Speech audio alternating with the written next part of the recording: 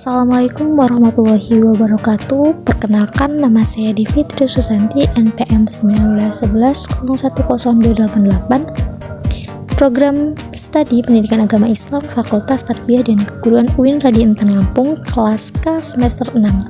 Di video ini saya akan menjelaskan tentang 4 pilar pendidikan menurut UNESCO yang harus diperhatikan secara sungguh-sungguh oleh pengelola dunia pendidikan. 4 pilar tersebut antara lain yaitu ada learn to know, itu menguasai ilmu pengetahuan. Kedua ada learn to do, itu menguasai keterampilan. Ketiga learn to live together, itu hidup bermasyarakat. Dan yang terakhir learn to be, mengembangkan diri secara maksimal. Baik, yang pertama itu ada learn to know. Itu dalam posisi ini pendidik itu seyogianya berfungsi sebagai fasilitator dalam pembelajaran. Pendidik juga dituntut untuk berperan aktif sebagai teman sejawat dalam berdialog dengan siswa. Learn to know ini juga berarti mengetahui, mencari tahu suatu ilmu pengetahuan. Jadi ketika kita sebagai seorang pendidik ingin mengajarkan ilmu pengetahuan, kita harus tahu terlebih dahulu apa yang akan kita sampaikan kepada para peserta didik. Kedua, learn to do. Ini akan berjalan jika sekolah itu memfasilitasi peserta didik untuk mengaktualisasikan keterampilan yang dimilikinya serta bakat dan minatnya.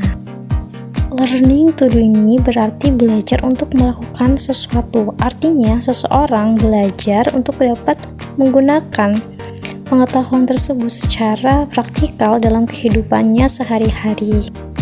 Yang ketiga, ada learning to live together. Yang situasi bermasyarakat hendaknya dikondisikan di lingkungan pendidikan. Kebiasaan hidup bersama, saling menghargai, terbuka, memberi dan menerima perlu ditumbuhkan atau ditumbuh kembangkan dalam dunia pendidikan. Kita ketahui bahwa dalam menjalani kehidupan di dunia itu akan banyak sekali konflik yang disebabkan dari pergesekan kepribadian individu dan kepentingan yang ingin dicapai oleh setiap individu tersebut. Oleh karenanya, belajar untuk hidup bersama ini penting sehingga setiap individu itu dapat saling menghargai perbedaan tanpa menjatuhkan maupun merugikan pihak lain. Yang keempat, ada learning to be, yaitu erat hubungannya dengan bakat dan minat, kemudian perkembangan fisik dan kejiwaan, kemudian tipologi pribadi anak, serta kondisi lingkungannya. Dalam hal ini, learning to be ini berarti bagaimana melalui pendidikan ini seseorang dapat belajar untuk menjadi manusia-manusia yang memiliki harkat dan martabat sebagai manusia sesuai ciri khasnya masing-masing dan menyadari secara utuh bahwa ia dapat mengembangkan seluruh kemampuannya dengan bertolak dari akal dan budi yang dibekali oleh Sang Pencipta. Jadi yang sudah saya terapkan dari keempat pilar yang telah dijelaskan tadi itu adalah yang pertama learning to do. Jadi misalkan nih saya mendapatkan suatu pengetahuan tentang tata cara berwudu. Nah, setelah saya paham dan saya tahu, saya mempraktikkan langsung tata cara berwudu tersebut dalam kehidupan sehari-hari saya.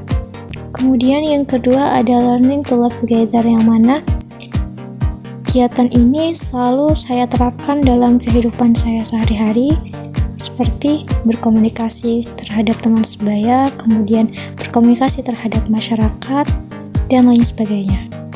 Dan yang belum saya terapkan dalam kehidupan saya sehari-hari itu yang pertama adalah learning to know dan learning to be.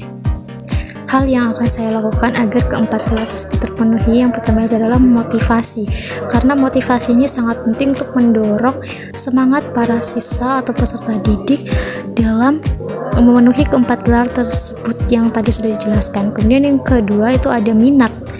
Minat ini sangat penting atau sangat perlu dimiliki oleh setiap peserta didik karena itu tidak akan bisa terpenuhi keempat pilar yang sudah disebutkan tadi. Mungkin cukup sekian yang dapat saya sampaikan, kurang dan lebihnya saya mohon maaf. Kepada Allah saya mohon ampun. Saya akhiri, wallahul muwaffiq ila aqwamit thoriq. Wassalamualaikum warahmatullahi wabarakatuh.